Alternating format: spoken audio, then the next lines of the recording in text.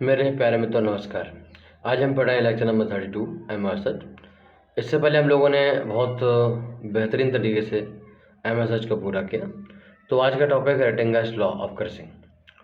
Crushing के बारे में हम आपको बता दें कि अगर हमारे पास कोई बड़ा पार्टिकल है, लम्स हैं, और उनको हमें छोटे छोटे लम्स में कन्वर्ट करना है, छोटे छोटे पार्टिकल में कन्वर्ट करना है, तो इस प्रक्रिया को हम क्रशिंग कहते हैं। ये एक यूनिट ऑपरेशन है क्योंकि इसमें कोई भी किसी प्रकार से कोई भी केमिकल रिएक्शन इन्वॉल्व नहीं होती है। ऐसी कंडीशन में जब भी हम क्रशिंग करते हैं तो हमारे पास क्रशर होते हैं, यानी मशीनें होती हैं, उनके थ्रू हम क्रशिंग करते हैं। उन मशीनों को हम मैकेनिकल पावर किसी प्राइम मूवर जैसे कि मोटर से चलाते हैं। तो अगर हमें ज़्यादा उनसे काम लेना है तो हमें क्या करना पड़ेगा, ज़्यादा पावर कंजम्पशन होगा, और अगर हमें कम काम लेना है तो कम पावर कंजम्पशन होगा। तो किसी भी बड़े पीस को छोटे पीस में अगर कन्वर्ट करना है, किसी साइज़ से कहीं दूसरे साइज़ में कन्वर्ट करना है, यानी बड़े से छोटे साइज़ में कन्वर्ट करना है, तो कितना एनर्जी का अमाउंट हमें ज़रूरत पड़ेगा, इसकी कैलकुलेशन करने के लिए 3 लॉ हैं जो मैकेनिकल ऑपरेशन में हम आपको पढ़ाएंगे।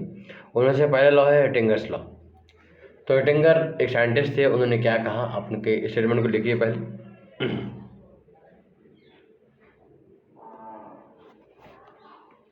हैंड डालिए।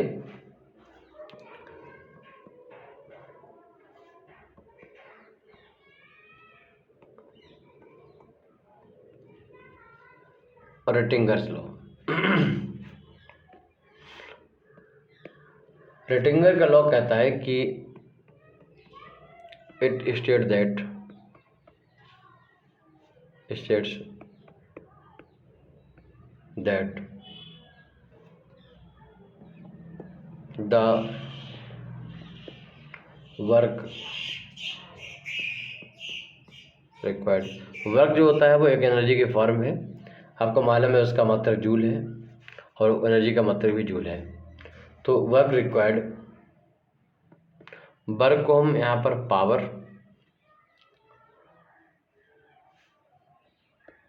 वॉट इंटू एम डॉट, अभी इसके बारे में बताएंगे।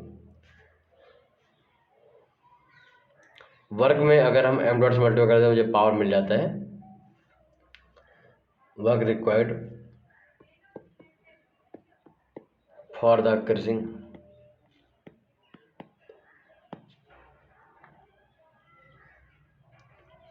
या crushing operation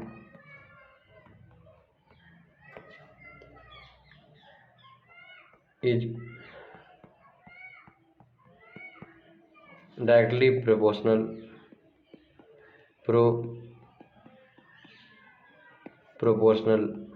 to the new surface area created। ठीक, इससे पहले क्लास में हम लोगों ने सरफेस एरिया के बारे में पढ़ा। हम देखा कि अगर कोई हमारे पास कोई बड़ा पीस है, हम क्या कर रहे हैं, हमारे पास बड़ा पीस है, इसको हमने ऐसे छोटे छोटे 3 पीस में कन्वर्ट कर दिया। तो इनका जो मास है, तीनों को जोड़ेंगे तो वही होगा जो पहले का मास था, यानी M1 M2 M3, हम तीनों का मास जोड़ेंगे तो M के बराबर हो जाएगा। ऐसे इनका वॉल्यूम जोड़ेंगे तो वॉल्यूम भी इसके बराबर होगा। बट हम सरफेस एरिया जोड़ेंगे तो देखेंगे कि सरफेस एरिया S1 है, इसका S2 है, इसका S3 है और इसका S है। तो S1 plus S2 plus S3 ये क्या हो जाएगा, ज़्यादा होगा S से, यानी सरफेस एरिया बढ़ता है जब भी हम क्रशिंग करते हैं या ग्राइंडिंग करते हैं, जिसके बारे में बताएंगे। तो हम वहाँ पर सरफेस एरिया बढ़ता है। सरफेस एरिया कितना बड़ा है, देखो क्या मतलब हुआ, S1 plus S2 plus S3, ये टोटल सरफेस एरिया है बाद वाला। अगर इसमें S घटा दें तो ये हमारा delta S change in area मिल जाएगा। This is the new surface area created. तो इन्होंने बताया कि जितना ज़्यादा सरफेस एरिया आपने क्रिएट करना चाहते हो, चेंज जितना डेल्टा एस चेंज करना चाहते हो, उसी के अकॉर्डिंग एनर्जी का कंजप्शन होगा। इन्होंने बोला जो वर्क रिक्वायर्ड है वो न्यू एरिया सरफेस, जो न्यू सरफेस एरिया क्रिएटेड है, न्यू सरफेस एरिया है, उस पर डिपेंड करेगा। तो हम पढ़ लेते हैं। लॉ कहता है कि it state that the work required for the crushing operation is directly proportional to the new surface area created. इन्होंने कहा जो अगर हम इसको एक लाइन में बोलें तो जो वर्क रिक्वायर्ड है ना वो डायरेक्टली डिपेंड करता है किस पे, डेल्टा एस। जितना ज़्यादा सरफेस एरिया आपने नया क्रिएट किया है उतना ज़्यादा आपको वर्क करना पड़ेगा। इतने समझ में? चलिए मैथमेटिकली देख लेते हैं जो एग्जाम में आपके पूछता है। जो वर्क है, वर्क को हम P अपॉन एम नॉट कह सकते हैं। मैंने बोला P equal to W into m not था। तो यहाँ से यहाँ पर एक कांस्टेंट आता है, रेक्टेंगुलर कांस्टेंट आता है, जितना आता है 1 अपॉन डी एस बी। ये वैल्यू जो है ज़्यादा कम होनी चाहिए, D S B bar minus 1 upon D S A. ये वाली वैल्यू ज़्यादा होनी चाहिए तो डी एस बी कम होना चाहिए, मतलब ये प्रोडक्ट के बारे में बता रहा है। ठीक, तो ये हमारा जो वर्क रिक्वायर्ड है, वर्क रिक्वायर्ड इसकी यूनिट क्या होगी? इसकी यूनिट होगी जूल पर केजी। ठीक, जूल पर केजी। क्लियर? या फिर हम इसको kilowatt hour, again amount of energy, इसे आप इलेक्ट्रिकल लैंग्वेज में यूनिट बोलते हो, किलोवाट आवर पर टन। ठीक, अगर हम ऐसा सिस्टम में देखेंगे तो जूल पर केजी, और बड़ी यूनिट में देखेंगे और इंडस्ट्रियल यूनिट में देखेंगे तो किलोवाट आवर पर टन। तो ये हमारा W हो गया।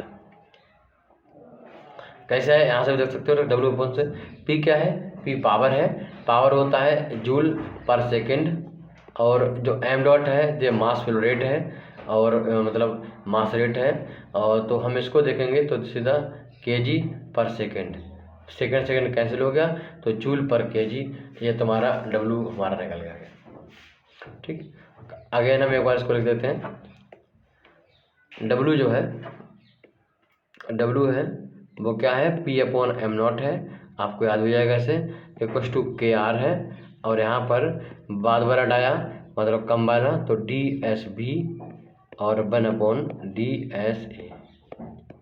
हम मान लें कि A हमारा फीड था और प्रोडक्ट था B, तो उसके हिसाब से जो फीड है इसका डाया होता है DSB लगा दो, और उसमें DS मतलब इसका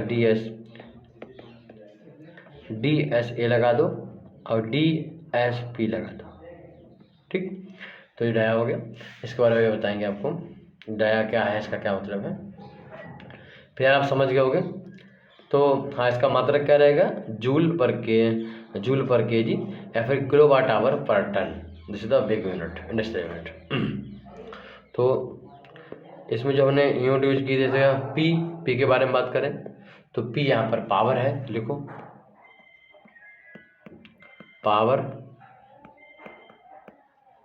पावर रिक्वायर्ड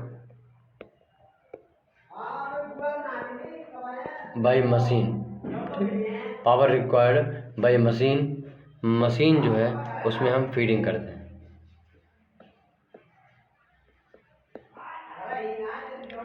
मशीन में फीड करते हैं। ठीक, तो ये पावर रिक्वायर्ड है।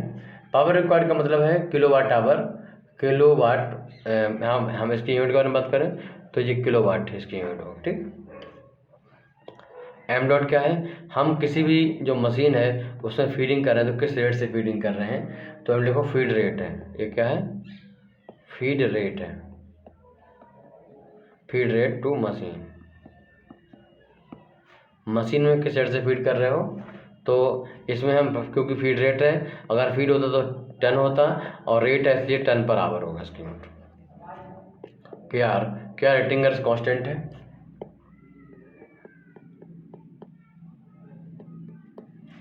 ये क्या है? ये रेटिंगर्स कांस्टेंट है। ठीक, चलिए अब बात है कि ये DSA क्या चीज़ है, ये A लगा हुआ है, फीड के बारे में बता रहे हैं, एंड DSB बार ये क्या चीज़ है, तो ये हाँ डायमीटर है। डायमीटर कौन से हैं इनको लिख दो आप, इसमें लिखो। इनका प्रकार है volume, surface mean diameter. This is the volume surface mean diameter किसका, फीड, पहला वाला DSA जो फीड का है, एंड दूसरा वाला प्रोडक्ट का है, DSB जो है वो प्रोडक्ट का है, और इसमें रेस्पेक्टिवली मतलब क्रमशः। तो DSA DSB this is the volume surface mean diameter of feed and product respectively. हम लोगों ने देखा, एक बार हम आपको मतलब सिंपली तरीके से हम यूनिट के बारे में बात कर लेते हैं, क्योंकि हम न्यूमेरिकल करने वाले हैं और वहाँ पर यूनिट का हमें बहुत ध्यान रखना है।